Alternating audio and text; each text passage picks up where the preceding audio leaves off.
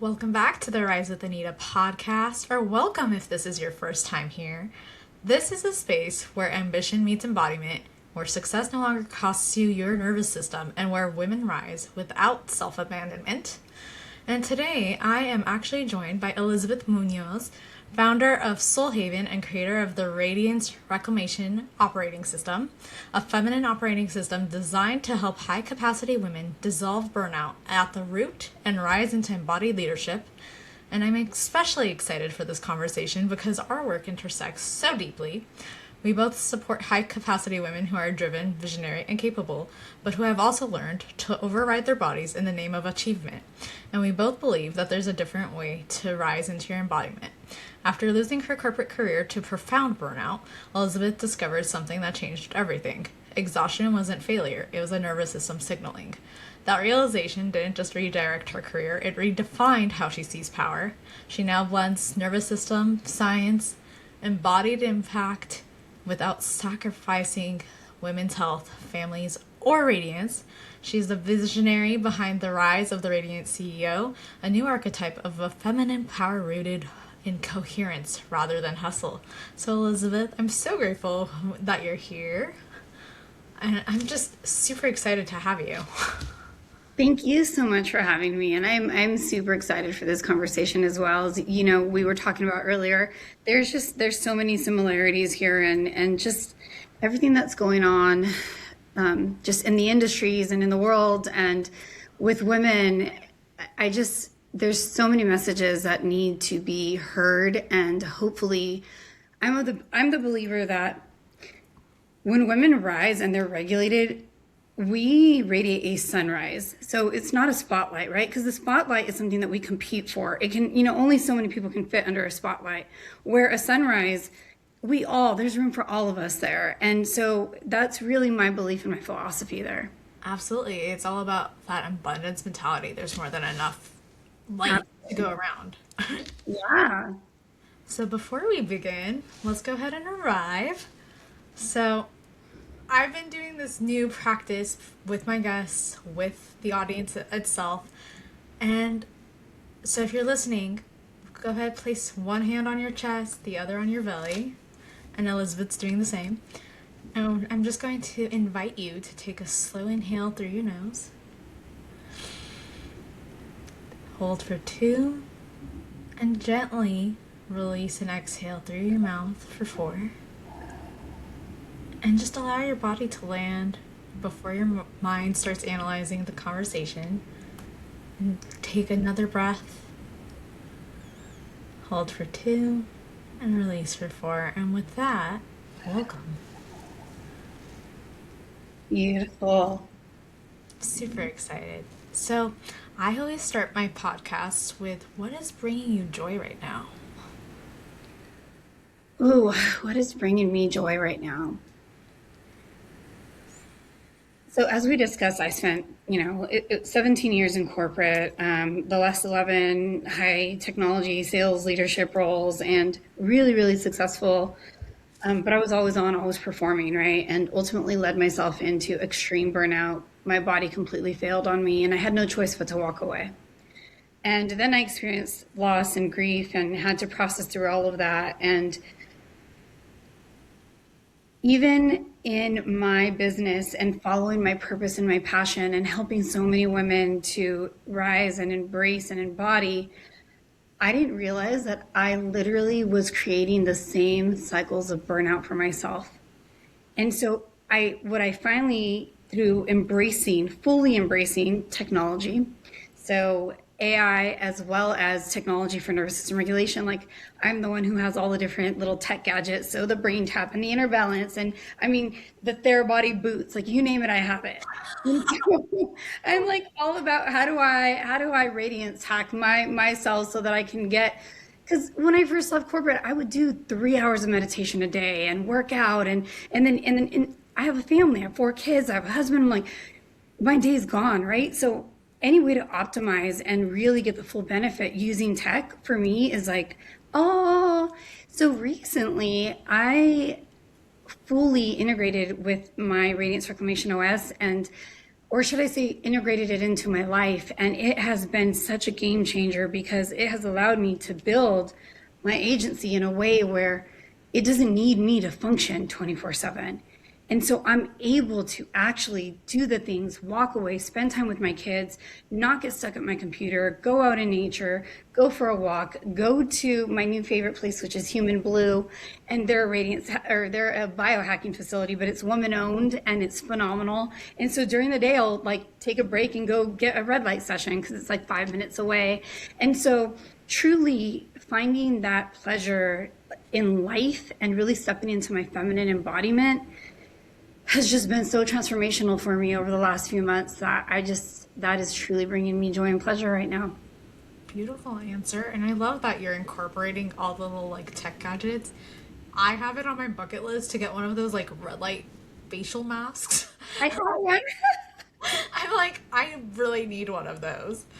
But I It have worked.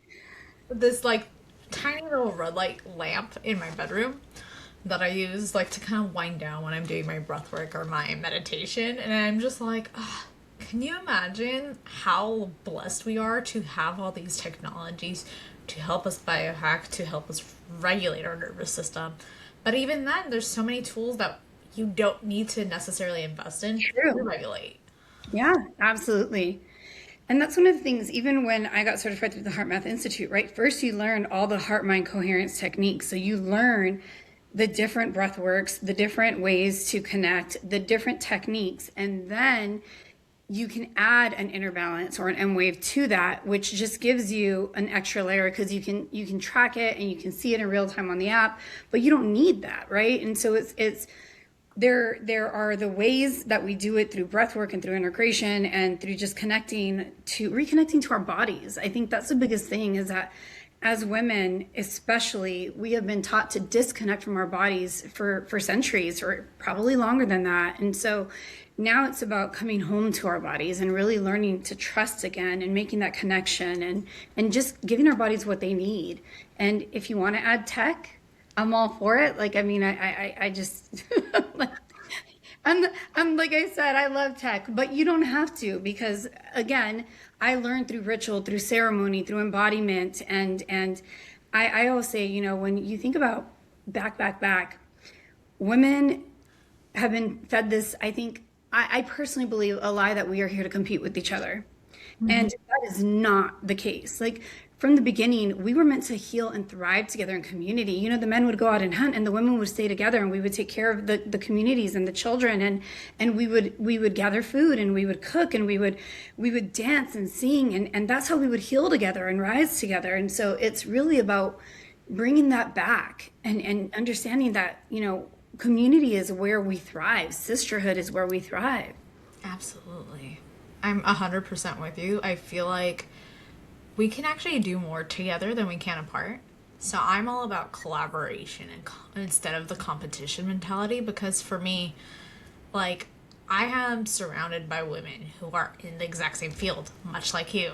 And I am very much like, how can I spotlight you? How can we combine forces to make a greater impact rather than being like, oh, I'm not going to support her or I'm not going to engage with her because we're in the same lane.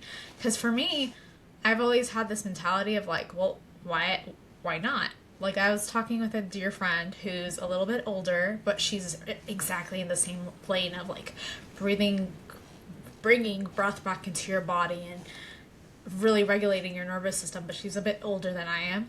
And we were talking the other day and we were both like, well, what if we combine forces, maybe take this into the corporations? Or what if we do a retreat together? Instead of being like, oh, she's my competition, why don't we just join forces and the abundance will flow all around rather than it's that, again, it comes back to lack versus abundance mentality. And it's like, there's more than enough to go around. As women, if we just join forces, what we will find is that there's this kind of harmonious aspect to it. And I think it's so beautiful to be inspired by a woman to be like, I don't know, I just get so like excited when I see women are in the same lane and they're learning like, okay, what used to work clearly doesn't. Yeah. Clearly it doesn't. And it's so fascinating when you look at it because it's like a generational cycle now. Like, I was just in a mastermind and we literally had 6 ladies, and all 6 of us were from different generations. And so there was something very beautiful in that because we were all coming back to that center of like, what can I bring back to the world? And so for me, it's just like, again, collaboration over competition. And really, that's where sisterhood and embodiment comes full fruition if you think about it. True, so true. You know, when I was in corporate, I remember first walking into my first big corporate job that I landed, and when I got there, I was all dolled up, right? And I walk in, and it's like 2 days in, and one of the women who worked at the front, she comes up to me and she's like, "Hey, I really like you, and I just want to share this with you. You know, the women here, they don't like it when women are all dolled up and dressed up and appear too confident. So if I was you, I would tone it down because the last woman that came in like you ended up quitting because they would make her cry all the time." And at this time, I was very much like looked feminine, but very much in my masculine because I had been raised in a very patriarchal household and very much women, were meant to be seen and not heard. And so I always had to prove my worth and perform in order to try to earn my dad's love, right? And ultimately realizing that it's not his fault, it was his upbringing, and doing the work to forgive him on that and realizing that I only needed my own approval, right? And so before he passed away, thankfully I was able to do that work. But in this situation, it was one of those where it's like, huh. And that was what sparked my career. And kind of moving forward, I believed that I couldn't lean on anyone, to the point where I was literally getting an emergency C-section with my third born and my cervix ruptured. I'm literally lying on a hospital bed and I'm taking sales calls because I didn't feel like there was anyone that I could call and lean on that wasn't out to get like my clients that I had worked so hard, because I didn't have that. And so looking back in retrospect, I'm like, to your point, I've been working on developing corporate programs because that is so necessary, like especially in these like leadership roles and sales roles where women feel like they're on their own still. And what we need to start doing is bridging that gap so that women do feel like they have community and they can lean on each other for help. And it would have been so different had somebody taught me that it was okay. Like I probably wouldn't have burned out. I probably would have still been, doing what I was doing at that time, or who knows, because it wasn't my purpose, right? But and my calling. But the point is, like, there's so many women in that situation, and it's how do we bridge that gap and teach women that it's okay to lean on each other for support, and it's okay to ask for help. It doesn't make us weak. Yeah. That's something I'm actively working on, I can admit. Yeah, it's hard. It's hard. And it's not even just asking women for help for me. It's like just asking for Anyone. help. Yeah. And so I've been like, I just did another podcast a couple of days ago. And the speaker I was speaking with was like, if someone offers you help, you should just take it. And it was not even a question I asked, but I was like, oh, okay, good advice. God is doing something here because it's like, hello, seriously, just take it. And for me, I think it's not from a place of ego, but just being like, I need, insert whatever here, would always kind of like give me that like, ugh, is this safe to ask? And so for me, it was like, I, right on the podcast, had to be like, okay, you know what? Public declaration, I am going to start asking for help, because it's not even from a place of ego, and I recognize it's like a little bit of like a growth edge that I had myself. But I think it's like, especially if you grew up in a time where, like, I was raised with a single mom, so for us it was always like, okay, we're always gonna figure it out. And like I've started to write my first book, and I've been in this process of going back through some memories, and I was just like, oh, I don't necessarily think it's normal for a 4-year-old to think, how can I go sell something so that I can get like my toy or whatever. And so I was like hyper independence from day one. And I was like, great. It made me strong. And I recognized that. And I was like, oh, there's a little bit of a growth pattern here. And so what I've been encouraging even the women I work with is to slow down, give yourself grace as you recognize the patterns, but also like sometimes you just need to be held accountable. So for me, it's whether that's saying it out loud on a podcast, or I have a couple of mentors that I like turn to and I'm like, okay, so this is apparently an issue. I'm actually like telling you so now you can help me with it. So I guess this brings me to a question for you, which is, what is one way you've learned to start to ask for help or ask for support in a way that feels safe to you? So the biggest, I think, thing here is the safety to receive, right? And it's the understanding that we are safe to receive. And so what was really profound for me was when I realized that everything can be traced back to your nervous system. Everything. Because the book The Body Keeps the Score, and there are definitely things that I agree with and things that maybe I don't, but the whole, like, the concept is so true. We have programming and it is ingrained in our nervous systems. And what happens is when an emotion, people think that it's like your thought first and then your emotion backs it, but it's actually the other way around. And so when you first get yourself into any kind of situation or environment or whatnot, there's an emotion. And that emotion then triggers a a mental response to that. And so you're basically looking to either support that emotion and to make it be true or not true. And so everything cognitively then starts to come in. And so what happens is if we have a really strong emotion and we don't process it, it just sits and it gets buried.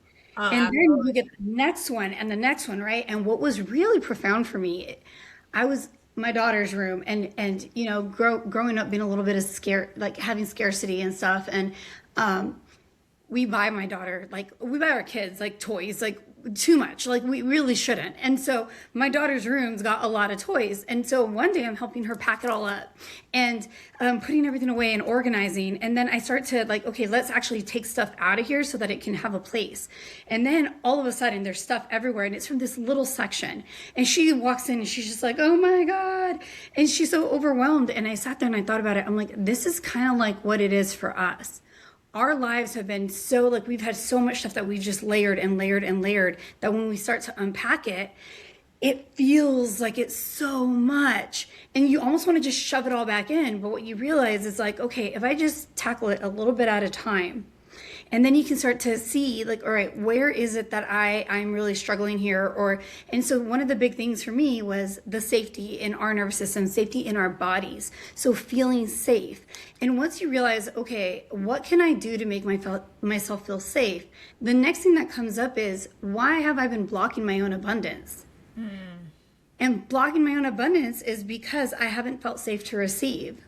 And I actually know exactly the story that triggered that for me. I was 8 years old, and my dad and I were leaving Rite Aid, and I grew up in San Jose, California, and I look up in the hills, and there, we live in the east side, and it was middle class, and in the hills there's these huge houses, and I'm like, Dad, I'm gonna get a notebook and I want a pen, and I'm gonna have you take me to all those houses and knock on the door, and like then they'll be able to tell me how they were able to get a house like that so that I can get a house like that for us someday. And I think there's like a guy on TikTok who got like super famous doing this, and I'm just like, that was my idea when I was like 7 or 8. And so anyways, but my dad's response to me was like, that is dumb.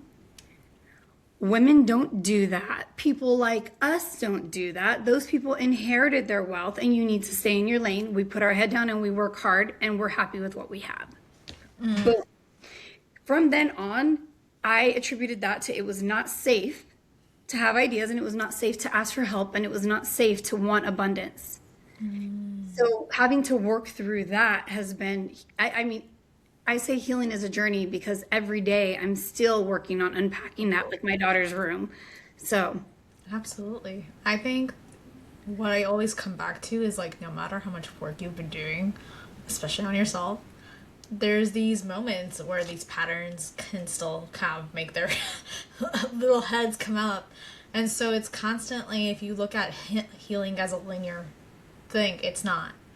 It's No. constantly, it goes in waves. So what you thought you healed and overcame will still come up again to see from a new perspective, or to see Mhm. from a new point of view of like, okay, why does this still bother me? Or what is coming up here? And I've started to look at it as like, okay, I'm just gonna get curious about it instead of being like, I thought I healed this. Because the reality is, our systems, our nervous systems are, when you think about, especially because I do a lot of inner child work, and I'm sure you do as well, our inner child being developed was when you were most like a sponge. So Yeah. whatever experience you had, good or bad, actually had some sort of imprint on you. So it's Yeah. constantly going to be something that you have to like revisit, even as an adult, Yeah. just so that you're able to come from a new perspective. Like for me, I've had moments where I also have some issues around the father wound, is the way I'll put it. And every now and then I've had moments where I was like, I thought I healed this. And it's asking me to look at it from a new perspective, or asking me to recognize maybe parts of, it's easy to blame, but then Yes. when you start to maybe recognize the aspect of, where was my part in this? Now, I don't necessarily believe when you're a child there's a lot of blame that a child does, but at a certain point, once you're able to communicate and once you're able to kind of articulate what you need, are you able to actually make that move? Are you able to try to consciously have that healing happen? And here's one thing, a lot of people will find it weird. I don't think healing always looks like being in that relationship. But what it does look like is releasing that person from the light of, oh, you just hurt me. Yes. Yeah. Yes. Yes. I get asked a lot about forgiveness work because I've done so much of it, and I have rituals and ceremonies and whatnot that I've learned that I do for that as well. But the biggest thing is when you can, as hard as it is, pull yourself out of the situation and be the observer Mm-hmm. and watch it as if you were watching a television show, and you think, like for me, I look at my dad, or my dad passed away 3 years ago, but when I started the forgiveness work was about a year prior to his passing. And that's really when it took me that long to finally love myself fully and realize that I didn't need his approval. Mm-hmm. And I was never going to get it, and that was okay. And so, but what I did do was look at him as that innocent child prior to everything he went through in his life and everything he suffered. And so when you look at him as a 3-year-old child, knowing that he's about to take on a whole world of hurt, and that hurt is going to shape all his experiences moving forward. And from that perspective, he really truly did the best he could. He was trying to raise me to be tough because he was so terrified of the world walking all over me. And that was just the experience that he had. And so when I was able to start shifting the story that I was telling myself around it, that's where my responsibility was. So it wasn't the responsibility in my childhood because I truly couldn't do anything. Okay. But when we talk about parenting ourselves and reparenting, it's we can rewrite the narrative. And that takes us out of the victim mentality into the compassionate, just loving human being that can look at another human and say, you know what? I can understand and I can have compassion for that. Absolutely. So what helps me is I also look at it from a soul contract perspective of like, Yes. what what was I supposed to learn here? Because I don't believe anything is a coincidence, No. no matter how much we'd like it to be. And so for me, I've really shifted the perspective of like, okay, so all right, you weren't the best dad, but had you been the father I wanted, I perhaps would not be where I want to be in terms of career, I would not have the mission on my heart to serve the women that I want to serve because I wouldn't know the pain. And so it's like taking that little perspective shift. And then also, to your point, I've also had these moments where I go, well, like, let's look at your life, right? And it's from that perspective of like, you've been through a lot. You don't necessarily talk about everything you've gone through, but hurt people hurt people. So you did the best. It comes back to what you were just saying. You did the best what you could at the time. And our jobs moving forward, especially when we talk about generational healing, is to heal ourselves so we don't continue the patterns. Yes. Yeah. So I'm excited. I love this conversation already so much. I just have to say. um, so you've actually said that burnout wasn't failure. It was a signal. So can you take us back to what was happening in your life before everything felt like it collapsed? Yeah. So, I grew up in a very patriarchal household, and women were meant to be seen and not heard. And I did foster a lot of resentment. And I will say this, my mom is an amazing mother, and she dedicated her life to us. But I resented her a lot because I felt that she allowed my father to do and get away with a lot of the things that he did. And I didn't understand it as a child. And I now understand there was a lot of things that happened to my mom, and that were done to her by loved ones. And so I didn't learn this until I was an adult, and again, gave me a newfound compassion for understanding why she kind of allowed my dad to do the things that he did.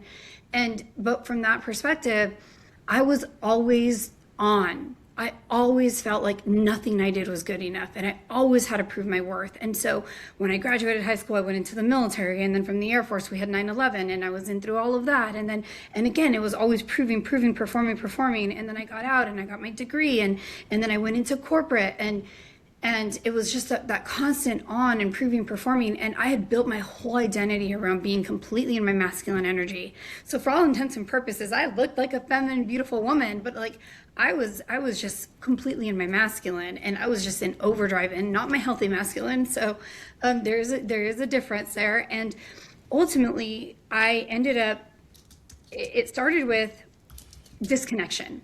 So I didn't feel like I was connecting to my family. I didn't even feel I was like connecting to myself. It was just, everything was about how can I prove that I'm the best? How can I continuously prove that? And then I would get the men who are like, oh, you have it so easy because you're a beautiful woman. And it's like, no, I don't. I actually have to work 10 times as hard because people see me and they think that I don't know what I'm talking about.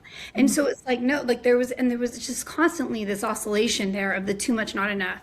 And it was just, and then you have the competition aspect of other women. And we were, talking about this of me being on a hospital bed and taking sales calls and feeling like I didn't have anyone that I could lean on. And so I wish that I could say that in that moment, that would have been like a wake up call for me, but it wasn't. I still had my daughter after I had so I have 4 kids.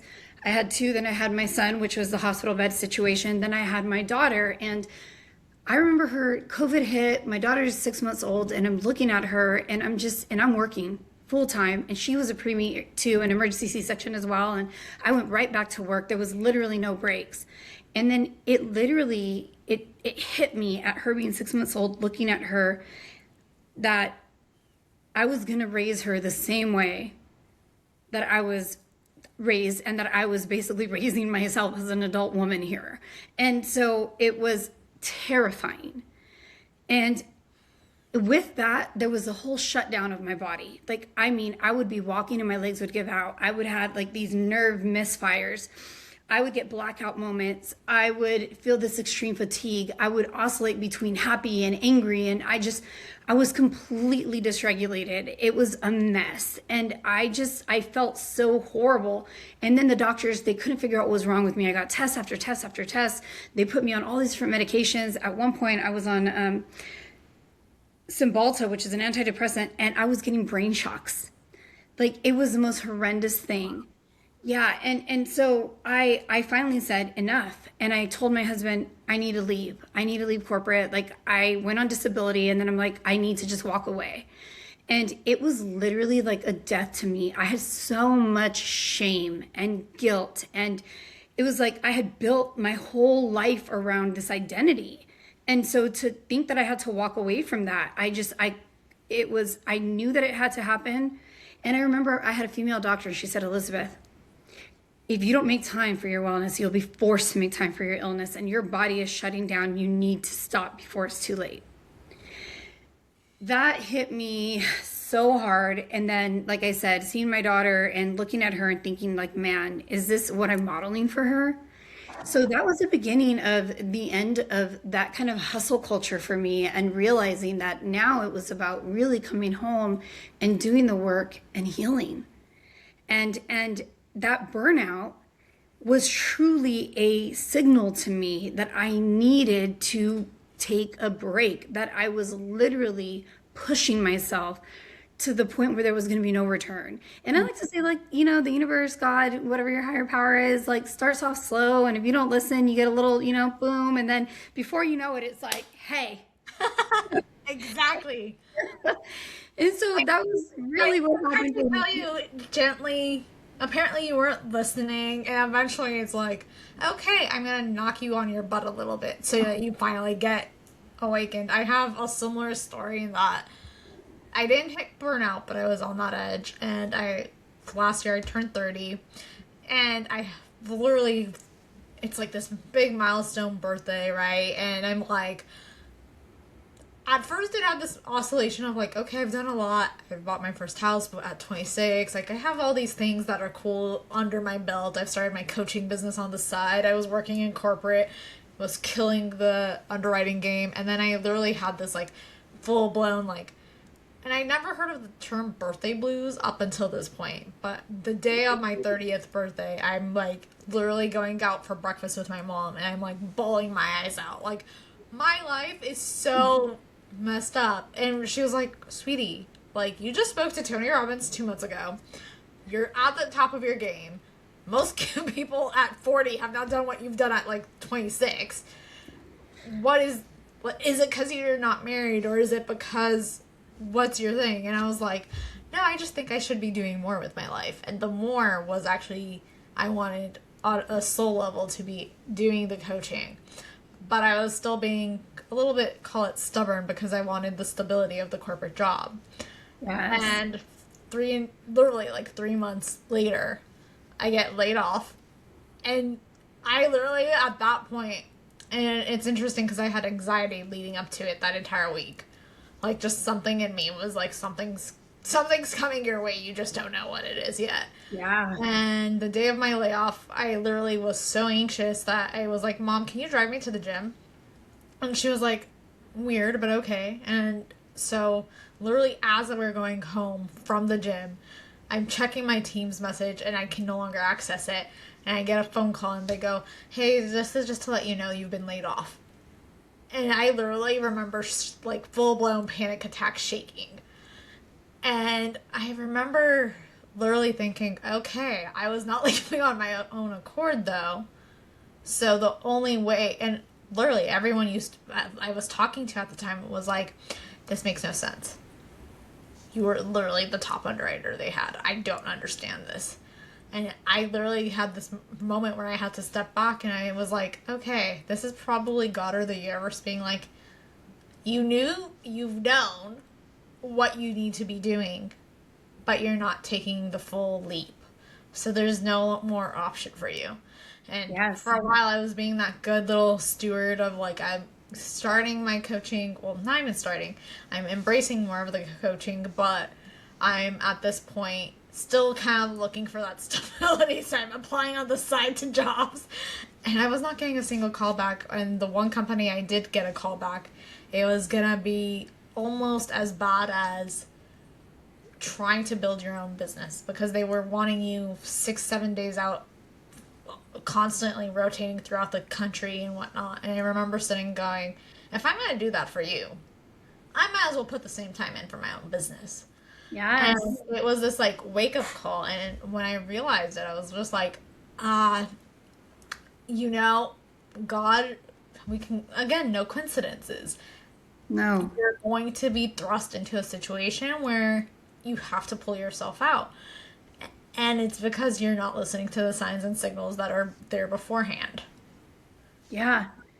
And I think that's such a profound message, like really letting that sit, especially for the listeners, the viewers, oftentimes we think that things are bad and they're happening to us. And really, if we could reframe that to they're happening for us.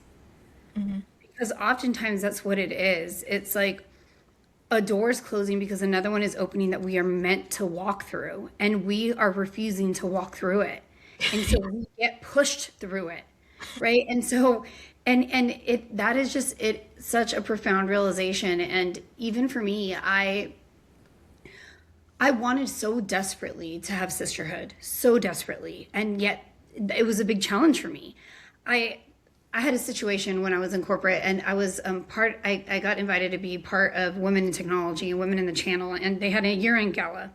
And I remember, I walk in, and I got this beautiful dress, and it was at a golf course, and before I go in, I call my girlfriend, and I'm like, I don't belong here. This is not like my forte. Like, I'm here. I am from the east side of San Jose. Like, this is not my thing. And now I'm like, I belong everywhere. But back then it was just like, I don't belong here. And so I remember walking in. No one spoke to me. I go to the bar. I stand at the end of the bar. No one's having a conversation with me. It's time for the awards to start. We go sit at our table. Everyone at the table is engaging with each other. No one's having a conversation with me. They give the awards. I walk out. I leave. I call my friend and I'm like, see what I mean? I didn't belong here. Da, da, da. Well, in retrospect, I look back. I walked in. People tried to talk to me. I put my head down and didn't speak to anyone. Anyone that tried to even engage, I was like, nope. And then when I went and sat at the table, everyone was engaging in conversation. And whenever they'd ask me a question, I would give them like a one-word answer and then put my head down. And then as soon as the awards were given, I ran out of that place so fast.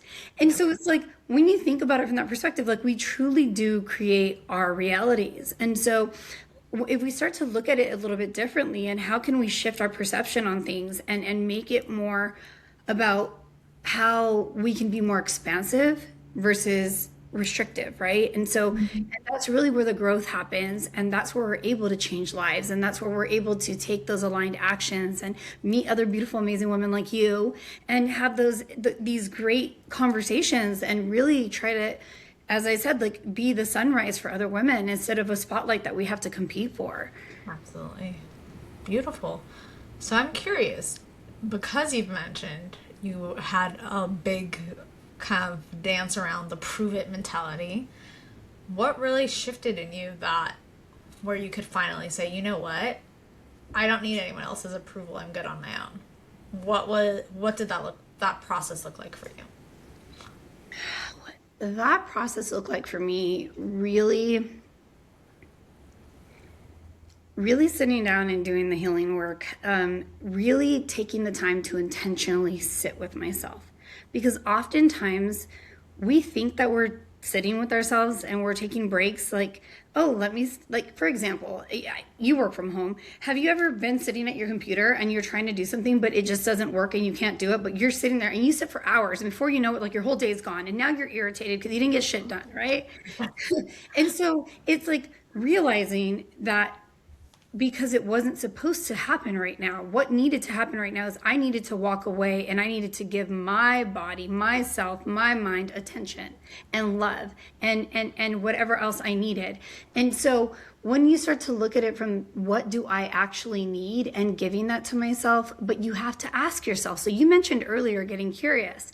That is literally what the first thing that I teach every woman that I talk to is stop the judgment, stop the negative self-talk, and if it happens, acknowledge it, and then just say, okay, let me get really curious right now, because everything is a reflection. When we see another woman, then there's something about them that really bothers us. Typically, there's either something that we want that they have that we're not doing, or there's something that they're doing that we do that we don't like and we want to fix. So when you start to look at it from that perspective and you start to make those shifts, and again, for me, it was really like, okay, let me take an intentional break right now. So not go get on my phone and scroll and not put headphones on and then go for a walk. Like, no, let me go sit outside and say, what do I need? Let me get really curious. Why am I feeling this way? And trying to figure out and get to the root of what it is. And as I started to do that more and more, I started to connect more with my body. I started to learn to trust myself more. And I started to really understand what I needed and what I wanted in any given moment. And again, healing is a journey, right? And so every day I do this. And so when I get up in the morning now, I get up very intentionally. I lay there in my bed and I think to myself, thank you, thank you, thank you for allowing me to wake up this morning, because I know that there's many people that did not. So that's number one. Thank you that the sun is out, because if it wasn't, none of us would be here. And I don't mean the sun is shining, I mean the sun is in the sky. And so then there's the piece of, now what is going right in my life right now? What am I truly grateful for? And if that's just the fact that I'm breathing, then so be it. And that's okay, because we all go through periods of these ups and downs, right? Women especially are cyclical. You know, we are based on this 28-day lunar cycle, right? And so that's, I think the biggest thing there is that's where it started, and really just taking intentional breaks and getting curious and asking yourself, what do I need right now? Beautiful. I love that you brought it back to the curiosity. So I'm curious for you, for a high capacity woman who's listening right now, who feels like she's successful on the outside, what would you say are early stages of burnout and nervous system override that they're ignoring? Ooh, so it could be periods of where you work, and you override everything. So it's like, we think that we're having these power cycles. We're like, oh, I can work for 10 hours straight. But really, is that cycle ending with like a crash? And so seeing what those cycles are looking like, are you able to walk away and take breaks? Are you able to ask for help? Because being able to receive, that's a big tell. When you're not able to ask for help, like, you are leading yourself into a cycle that is going to potentially lead you down a route of burnout, right? And so we are not meant to hold everything by ourselves. Like we talked about this earlier, but holding it in community, right? Holding it with others. And so that is how we really thrive. And even agitation, like, do you find yourself getting really short? And what I found for this is intentional movement does wonders for that. So if you could just shift, like if you're stuck at a desk all day, if you're in corporate and you're in leadership, or you work from home, and even just saying like, you know what, I'm going to get up and I'm going to do a 3-song dance break and just move, like move. Who gives a shit what you look like? Who cares if it's crazy? Who cares if it's choreographed or it's beautiful? But if you just move your body, you'd be amazed at how wonderful you feel after that. And so but these are just like little tips that you can use to kind of counterbalance, but the awareness comes with how you're feeling. Are you feeling like you're giving everything and you're still not getting where, like, the results that you're looking for? Or do you feel like you're getting results, but you have no time for yourself and you're not feeling like you're filling your cup? And so you're basically sacrificing yourself for performance. And there, you can't, like, that's not sustainable, right? And so it's really looking at the whole woman. I like to say we have to look at our heart, mind, body, soul, and then, our alignment with everything that is. And so you have to be able to look at the different parts of yourself and say, okay, I find balance in each of these areas. Because if you don't, if one's overcompensating, that is going to lead you down that rabbit hole. And I mentioned that I realized I was creating the same cycles in my business, which I really feel is like purpose-driven, soul-led, passion-driven business. And I realized that I was creating burnout cycles for myself. And I used to blame corporate. And I'm like, okay, well, corporate's not to blame anymore. So, and so it was like coming back home to myself and saying, okay, I got to practice what I preach, right? Like, let me take those intentional breaks. Let me make sure that I'm walking away. Let me make sure that I can lean on my tech, my AI, or whatever it is that I need to lean on in order to get that help that I need. And so I think, again, it all comes back to really trusting our bodies and listening and getting really curious and having that awareness, and then just feeling into, do you feel that your cup is getting filled? Beautiful. I love that you ended it with that. So I'm curious because you constantly talk about how your framework is an operating system. So, what was broken in the old operating system for women in leadership in your perspective? Oh, what was broken? Um, Performance based first.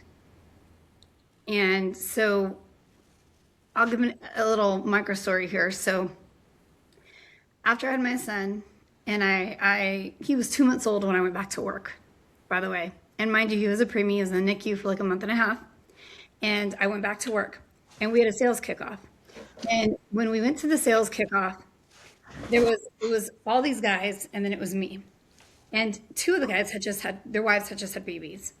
And one of the guys looks over at me and he's like, "Hey, Munoz," because he used to call me by my last name. "Hey, Munoz." He's like, "Who's watching your kid?" And I remember looking over at him, and nobody asked these men who was watching their kid, right? And Right. so I look over at him and I said, "Oh, actually, I just put a bowl of milk on the floor and the dog drinks the milk. And so the baby sees and copies. And so we're good." And he was like, and everyone was like, "Oh," but it was just like, that type of like, it was a great comeback. But that was because I was used to always being on, always. And so for me, that is what has literally been broken, is that everything is based on performance. And even with sales, I started one of the programs that I offered that was my flagship for a long time was Sales with Soul. And it was all based on truly aligning ourselves, magnetizing, so that we're bringing in clients, so that we're not having a rebuttal and we're not having to counter objections, because you are magnetizing and you are grounded. And when you do that, then you radiate and you attract clients, right? Because you're magnetic. And so those who are meant for you are going to be drawn to you versus you going out and having to seek them.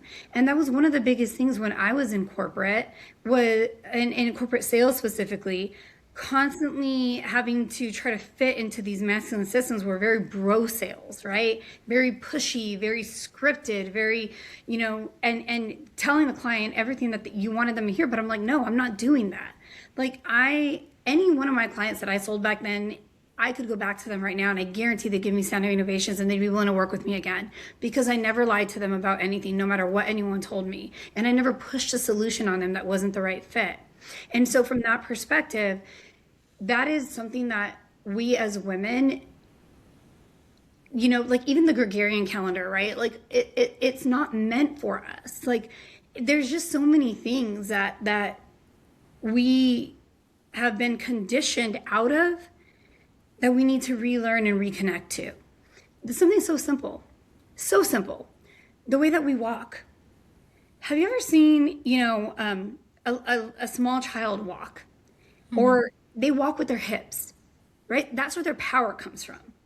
So when a little baby's like, it's so cute because they waddle, right? But it's because they know that that's their power and that's where it's coming from. But as women, when you see a woman walk with her hips, you're like, oh, look at her. Like, what is she doing? What's she trying to, shake it for? But it's like, no, like we have literally been conditioned out of how we're naturally meant to walk. So it's like these things where we have been taught to perform, we've been taught not to be connected to our bodies, we've been taught you're too feminine. When it's like the Barbie movie. Have you seen the Barbie movie? I have. Yeah, so when she has that meltdown, she's like, we're either to this and to that and to da-da-da-da-da. And I had a very similar experience when I was in corporate, because I was like, oh my God, like if you are assertive, then you're bitchy. If you don't speak up, then that's your bad, right? You're too quiet, you're too emotional, you're too, there's no winning. And so that is what has been broken, that I felt we needed to reprogram and really start to learn how to embrace our femininity, come home to ourselves, learn to dissolve the lie, the paradox of being too much, not enough, and the lie that we need to compete with each other, because when we lean on each other, everything changes and shifts. Beautiful. So I'm curious, in your perspective, how can a woman tell the difference between expansion fatigue and self-abandonment? Expansion fatigue and self-abandonment. So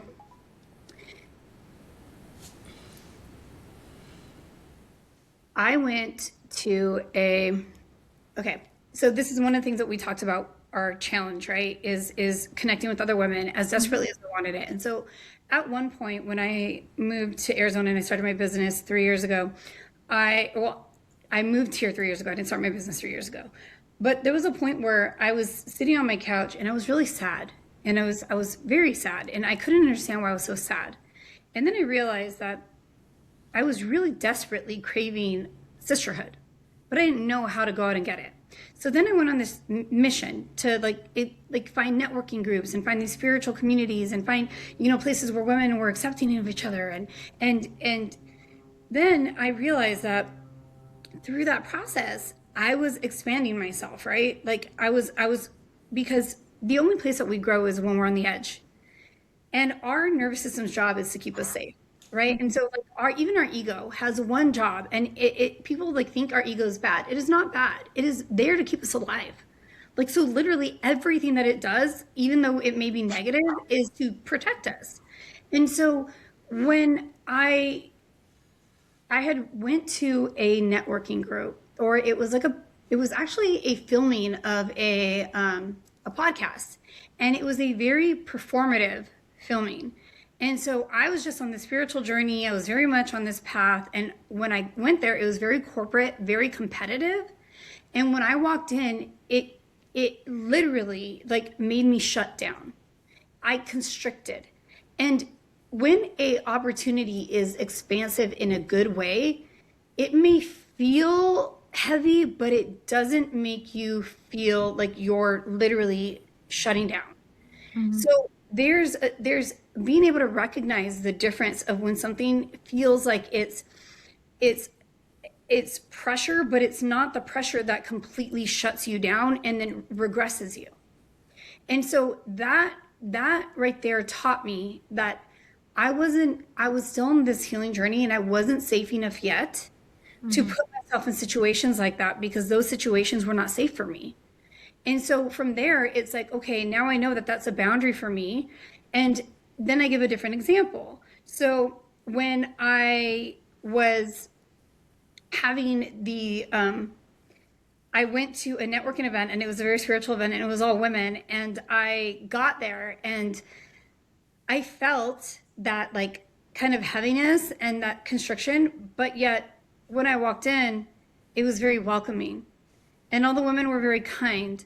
But I felt uncomfortable. And that right there, it was okay, it didn't make me leave there thinking, oh my God, I'm regressing, I'm shutting down. It made me leave there thinking okay, what do I need to work on? How can I connect better with these women? How can I be more expansive? And so being able to identify, truly, is it making you regress? Or is it actually giving you a reflection that then allows you to grow and push your boundary outward? So I think there was a second part to that question, and I don't, what was the second part? Basically, so, sorry. Self-abandonment fatigue.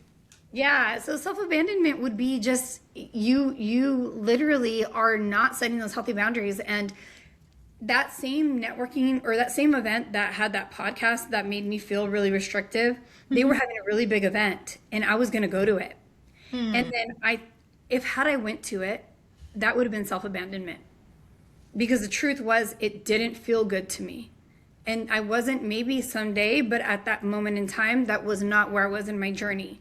So being able to make those determinations and really set healthy boundaries is so huge for us. That, I think, is almost the first foundational thing that we need to learn how to do, because if we don't protect our energy, no one else is going to protect it for us. Beautiful. So you integrate conscious AI into your work. How do you see technology amplifying the feminine intelligence instead of overriding it? Actually, for those who don't know, what is conscious AI? Sorry about that. It's okay. So conscious AI I think there's a big fear or like this dark cloud over technology. And what I would love women to understand is that if we don't become a part of shaping, it's not going anywhere. It is here and it is here to stay. Just like when cars came out, like none of us are going back to like, I want to jump back on the horse or I want to walk, to New York. Like we're very much in that, right? And so understanding that it's here, it's not going anywhere. And these models are learning and they are learning from the people that are putting information into them. So if we don't step up and start to use these models and start to train them consciously as women with morals, with purpose, with passion, with drive, then the models are being trained by everyone else. So where do you want that evolution to go? And so from that perspective, then you think, okay, how do I embrace it? How do I utilize it? Like I said, I'm a big technology, that's where I came from. That's what I know. That's what makes sense in my brain. And so for me, I've always just understood tech. And so I've been using ChatGPT since inception. And I've never had any of the like where people are like, oh, it says the coldest things, but it's because I've always been so warm with it. And I truly talk to it with love and compassion. And so that's the way that it responds back to me. And as it's evolved, I've learned to evolve with it. And I've learned how to create agents and synthetics and avatars and literally agents that help me run my business. And they are like, I have an oracle where the oracle is trained on everything that is me and has these source codes that say like, we do not call women broken. We do not call women lazy. We do not. And so there are very strict parameters that I am helping to shape. And that is all everything when I say, the rise of the Radiant CEO, how do we move women from a solopreneur, an entrepreneur, a leader into a creative visionary who is a Radiant CEO? From my perspective, we do that by integrating conscious technology, conscious AI, because if you can learn to use it for your benefit and integrate it into your life, it can be so, so, so, so helpful and just such a game changer. I really don't believe that I would have gotten out of burnout had it not been for the integration of me creating the Radiance Reclamation OS. I really don't. Beautiful. Actually, you brought me into something, which is your book is actually coming out called Radiance Hacking, Turn Nervous System Safety into Prosperity. So what does radiance hacking actually mean to you and what are we hacking? Yes. So radiance hacking for me is a feminine way of hacking life because it's we can do it using technology or not using technology, as we talked about, but it's a whole series of things that I've learned, having my degree in psychology and being certified through the Heart Math Institute and for Heart Math Coherence. And I've done a lot of work with like essential oils. And then something that I found out in June, actually, of this year, I went and got a brain scan done and a brain map, and they put all these electrodes on my brain. And I ended up finding that my brain was almost stuck in a permanent state of theta. And what they call this is the medicine woman or the medicine man brain. And hey, this is great if I'm like a shaman living in the Andes, but I'm not. I'm a mom and I'm married and I have a business and I'm living in, modern society, right? And so I can't just walk around being in this ethereal zone all the time. But it explains so much as to why. And I had been on like literally the highest legal dose of ADD meds, and they weren't helping me. And what they were doing was disconnecting me from my body, disconnecting me from my compassion, making me very short with my kids, and I still wasn't getting shit done. And what I ended up doing was going on this whole journey and realizing that the reason it wasn't working was because for neurodivergent women with ADHD, if you don't know what neurodivergence is, it's when you get diagnosed later in life, you don't realize like your whole life you've had to create coping mechanisms in order to be successful. Those are learned responses. So medication, supplements are not going to help with that, right? And it was me integrating AI and the operating system that was actually allowed me to learn what was going on for me. So like having time blindness.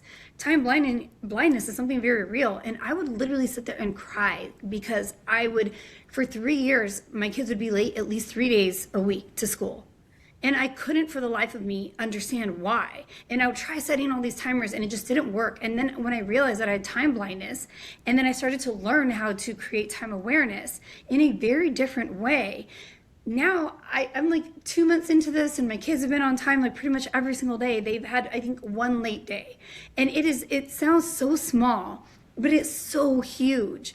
And so understanding that, there are ways that we can consciously integrate, and there are things that we can do, and it really is truly a game changer. And yeah. Beautiful. I'm super excited. You talk a lot about leading, creating, and selling without self-abandonment. Where do you see women most commonly abandoning themselves, both in business and life? Most commonly abandoning themselves in business and life. I would go back to boundaries, the need to do everything for everyone else but ourselves. And I think this is a really, really, really, really big one. This one is all about mirror work. Like, can you look in the mirror, look yourself in the eyes, and genuinely connect and tell yourself that you love yourself and that you are enough, you have always been enough, and you are perfect the way you are. We may not take perfect action, but I believe that every single one of us is perfect. It doesn't matter to me if you were born without an arm and a leg. I have alopecia. I've had it since I was 17. I use wigs and ponytails, and that does not define my worth. And I went through a period where I would get made fun of all the time because I had bald spots and my hair would fall out. And so I would look in the mirror and I would see disgust, literally. And so now I openly talk about this because there's so many women that are attached to that and that suffer from it. And I want you to know, like, you're beautiful, you're perfect the way you are. Like, and so that really is such a big thing, is being able to acknowledge and see that we are so divine and we are so special and we are so sacred. And we have to learn to set healthy boundaries and prioritize ourselves first and truly learn to love ourselves, because if we can't do that, then we can't be the best anything for anyone. Mm-hmm. Beautiful. And then last question before we get into a couple of quick fire rounds. If someone is reading Radiance Hacking and applies just one principle immediately, what would create the biggest shift in how they build their business?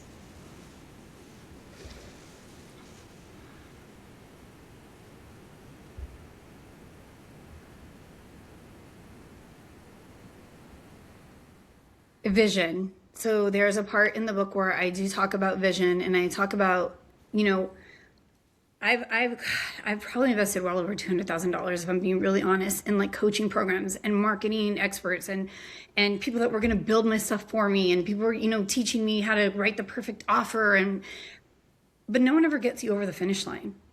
And what they don't tell you is that you have to have a clear vision. If you don't have a clear vision, you don't know where you're going, and you have to have a clear vision in your personal life and your business. And we've been taught like work-life balance means separating the two, and I don't believe that. Integration. Yes, integration of the two, because our businesses are meant to work for us. We're not meant to work for our businesses. So when your business starts to work for you, your life shifts, because you are no longer a slave of your business, which means you can be there for the things that are really important in life. And at the end of the day, it's not about building legacy after we die. It's about building legacy now, in the here and now. Like being able to spend time with your mom, being able to go to the gym, being able to do those things, and know that your business is still functioning. And you're not like a slave of your business, because that's not sustainable. And it's not a life that anyone wants to live. Let's be real. Like, we can say, yeah, we want it, but deep down inside, no, we don't. And so when your business is truly a reflection and extension of you, it changes everything. Beautiful. And actually, I lied. There was one other question. You write that coherence, not control, is the key to lasting prosperity. What does control look like in the body, and what does coherence feel like? Coherence and control. So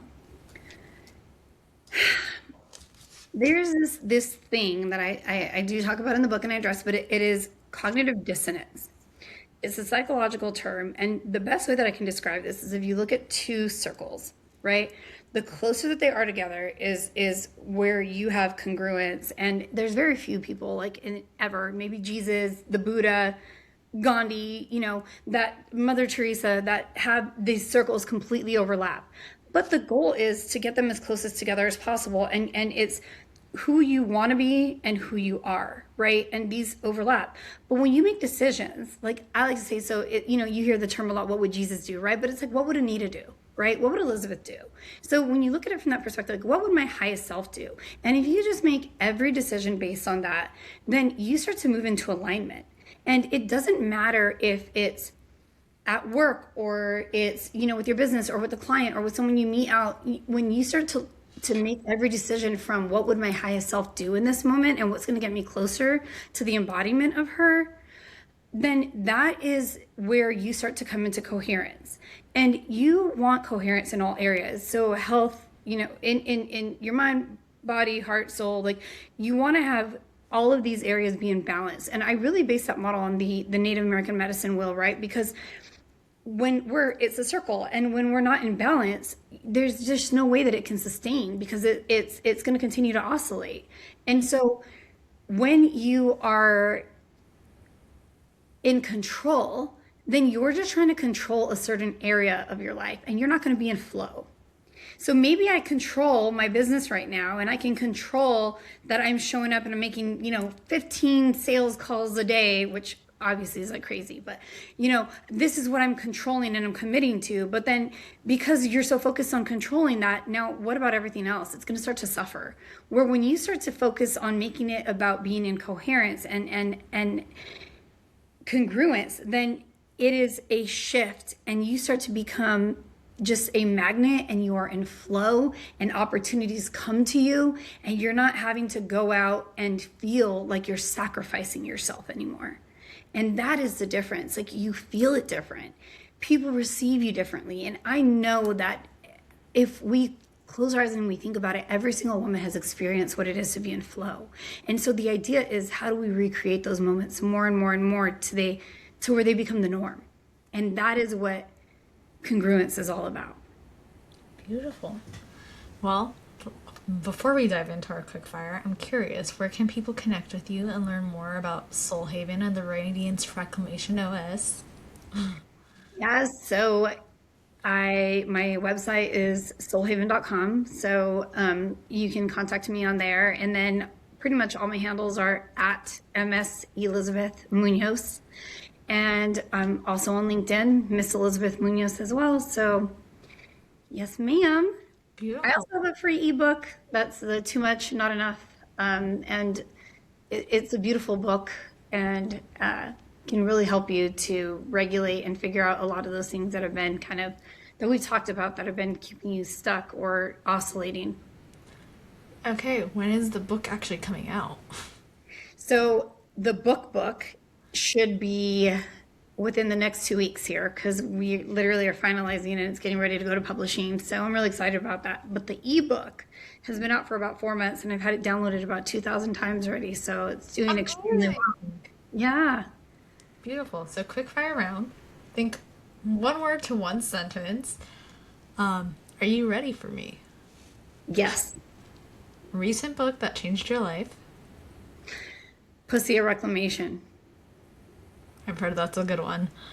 One word that describes your current season. Joy. Love that.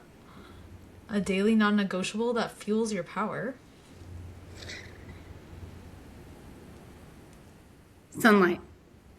Song that instantly lights your mood. Lifts. Rise Up by Andrea Day. Love that one. What belief about ambition have you had to unlearn? That is performance-based.